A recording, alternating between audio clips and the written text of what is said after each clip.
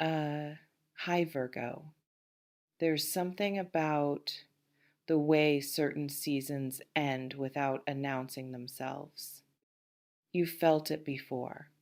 That strange sensation where one chapter closes so quietly that you don't even notice until you're already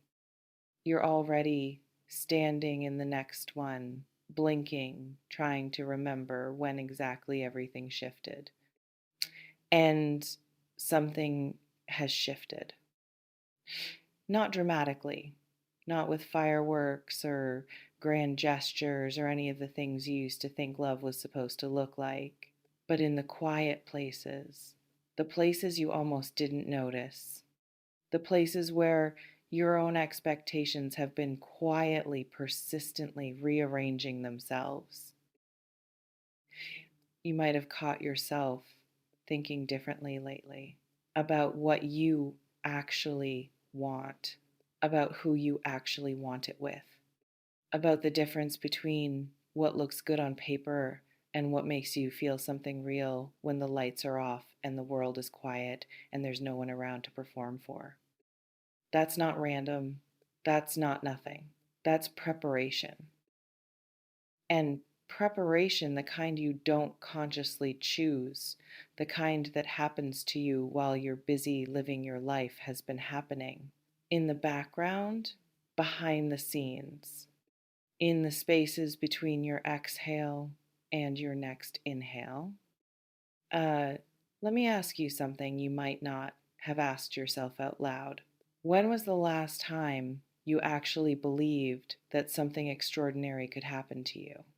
Not hoped, not wished, not daydreamed in that vague, distant way that doesn't cost anything, but believed deep enough that your body responded, deep enough that you caught yourself standing taller, deep enough that you started making room, literally, physically, emotionally, for something different. If you're honest, it's been a while, hasn't it? Not because you're cynical, not because you're broken, because life has taught you to lower your expectations, because disappointment has a way of shrinking the container you use to hold possibility, because somewhere along the way you decided it was safer to expect less. But that decision, that quiet, protective decision, it's been unraveling, and you've felt it unraveling in the way you've been noticing couples differently, not with envy exactly, not with bitterness, but with a kind of recognition, a quiet knowing that something in you is ready for that, ready for the weight of another person's loyalty, ready for the warmth of someone who doesn't flinch when you show them who you actually are. That recognition, it's not coming from nowhere. There's a particular kind of person who has been showing up in your awareness lately, not physically necessarily, not in a way you can point to and say there, but in the periphery, in conversations that linger longer than they used to, in the way certain voices have started to sound different to you, deeper maybe, or more deliberate, or simply more present than the noise you usually filter out. And there's something about this person, this kind of person, that you haven't been able to stop thinking about. Not obsession, not infatuation, something quieter, something that feels less like a crush and more like a memory of something that hasn't happened yet. Strong, loyal, passionate, romantic. You've probably told yourself that people like that don't exist anymore, or that if they do, they're not looking for someone like you, or that you'd have to change, become smaller, become easier, become less much to be chosen by someone like that. But here's what you haven't considered. What if the reason you've been thinking about those qualities isn't because you're desperate for them? What if it's because you're ready for them? And what if readiness, real readiness, the kind that lives in your bones, has a way of calling things toward you, not magically, not supernaturally, but simply the way a room that's been cleared out eventually gets filled again, the way a garden that's been fallow eventually attracts something to grow. You've been clearing out space, maybe without realizing it, letting go of people who didn't know how to hold you, releasing expectations that were never yours to carry, walking away from situations that asked you to be smaller than you are. And that clearing, it hasn't been for nothing. Here's what no one tells you about the time of your life: it doesn't announce itself with trumpets, it doesn't arrive wearing a sign. It shows up quietly in a glance that lasts a second too long, in a conversation that feels strangely easy, in a moment where you forget to be guarded because for once you don't need to be. And the person who's coming, the one who's strong without needing to prove it, loyal without needing to be reminded, passionate without performative dramatics, romantic without being rehearsed. They're not going to look like what you expected. They're going to look better. Not because they're perfect, because they're real. And real, in a world full of performances, is the most attractive thing there is. You've been around performances, you've dated performances, you've given your time, your energy, your hope to people who were playing a role, and eventually the role always ended. But this is different, not because you're different, though you are, because what's coming is different, and you've already started to feel it. Think about the last time someone made you feel safe. Not physically safe, though that matters, but emotionally safe. The kind of safe where you don't have to rehearse your sentences. The kind of safe where silence isn't a threat. The kind of safe where you can say something vulnerable and watch them lean in instead of pulling away. When was that? If you can't remember, that's about to change. If you can remember and you miss it, that's about to return. Not because the past is repeating itself, because you're finally ready for something that doesn't require you to abandon yourself. There's something about the way certain people hold eye contact, not the aggressive kind, not the nervous kind, the steady kind, the kind that says, I see you without needing to add anything else, the kind that makes you feel for the first time in a long time like you don't have to explain yourself. The person who's coming, the one who's strong, loyal, passionate, romantic, they hold eye contact like that, not because they've practiced, because they're present. And presence, real presence, is rarer than you think. You've been around people who were looking at you. This one will be looking for you, and there's a difference.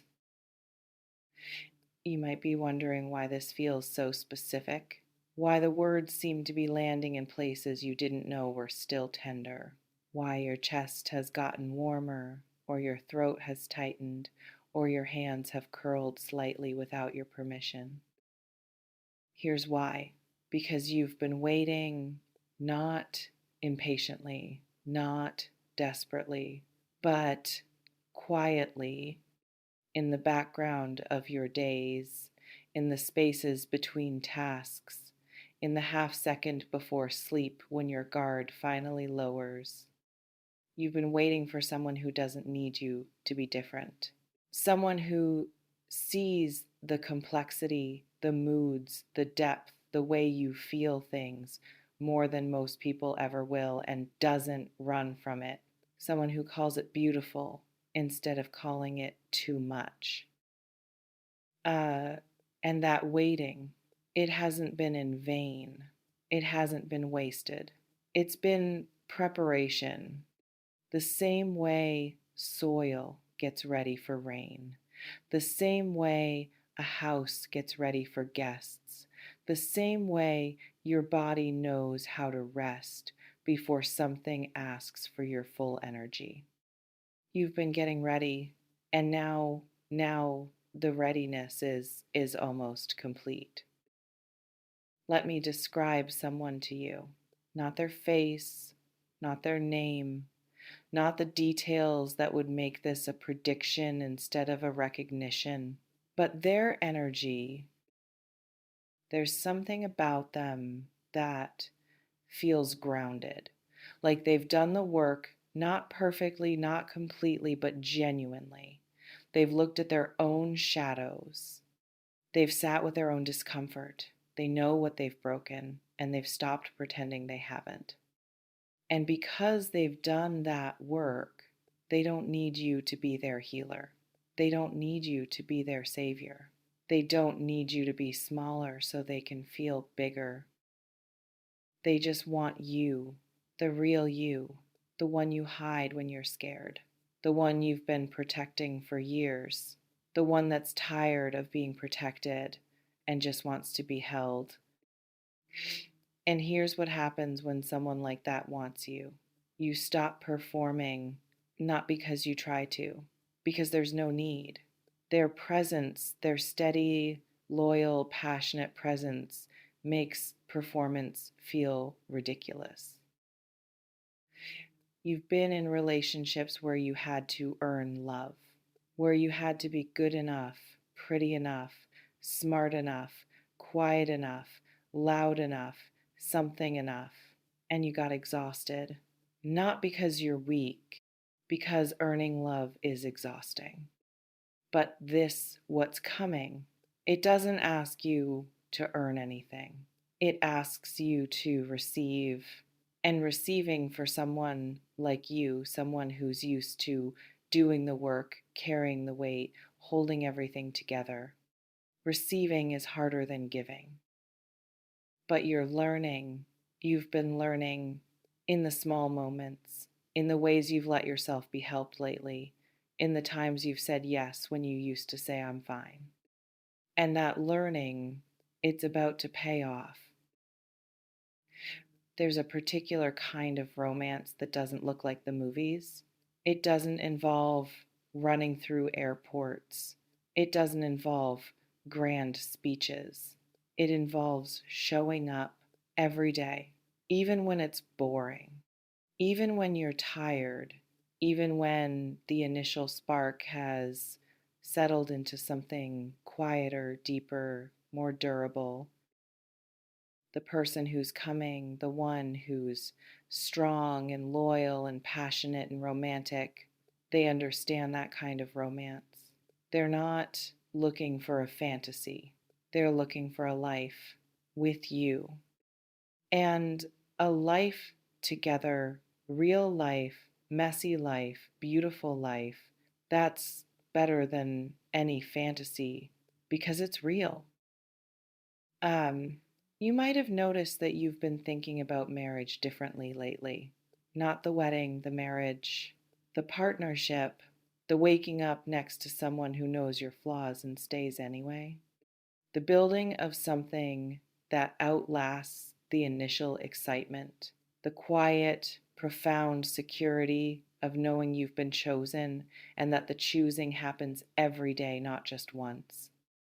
If you've been thinking about that differently, you're not imagining it, you're preparing. And the person you're preparing for, they've been preparing too, in their own way, in their own silence, in their own moments of wondering if someone like you even exists. Here's what no one tells you about the time of your life. It doesn't feel like you expect it to feel. It doesn't arrive with a soundtrack. It arrives quietly in a conversation that feels strangely easy, in a touch that feels like remembering, in a moment where you realize you're not pretending anymore. And that quiet arrival, it's closer than you think. Not because of time, because of readiness. And your readiness, your deep cellular, undeniable readiness, has been accelerating. You might have felt it this morning, or last night, or in the middle of a random Tuesday when suddenly, for no reason you could explain, you felt hopeful. Not the desperate kind of hopeful, the grounded kind, the kind that comes from somewhere deep, somewhere true, somewhere that knows something your conscious mind hasn't agreed to yet. That's the feeling of something arriving, not the thing itself, but the weather of the thing. The shift in atmospheric pressure that happens before the storm, the quiet electricity that fills the air before lightning. And you've been feeling it, haven't you? Let me tell you something about the person who's coming. They're not going to be perfect. They're going to have edges.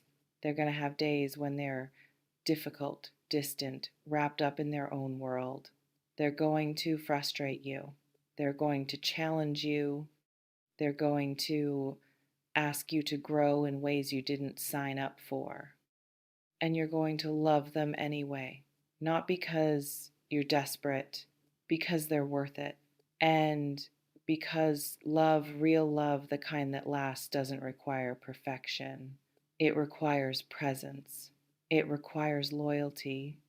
It requires choosing each other even when choosing is hard. Uh, and that's what's coming. Not a fantasy, not a fairy tale, a partnership, a real one, with someone strong enough to hold you, loyal enough to stay, passionate enough to keep choosing you, and romantic enough to make sure you never forget you're loved. That's what's been gathering around the edges of your life. That's what the tension has been about. That's why you haven't been able to sleep quite the same way, or eat quite the same way, or move through your days quite the same way. Your body knows. Your body has always known. And now your mind is starting to catch up. Here's where most scripts would give you a timeline. They'd tell you when, they'd tell you how, they'd give you details that feel satisfying in the moment but leave you emptier later. I'm not going to do that because the when isn't the point. The who isn't even the point, not entirely. The point is you. The point is the version of you that's been emerging, the one who's ready, really ready for something real. And that version of you, they're not waiting anymore. They're living and living, truly living with your heart open, with your expectations raised, with your standards intact. That's what calls the right person in. Not waiting, not wishing, living, and you've been living differently, haven't you? The time of your life isn't in the future. It's not a destination. It's a frequency, and you've been tuning into it slowly, imperfectly, but genuinely. And someone strong, loyal, passionate, romantic has been tuning into the same frequency, not because of magic, because of alignment. And alignment, when it happens between two people who are both ready, it's unmistakable. You'll know, not because someone tells you, because you'll feel it. Inhale, exhale. Nothing is confirmed. Nothing is guaranteed, but something is moving. And the movement, it's toward you. Can you feel it?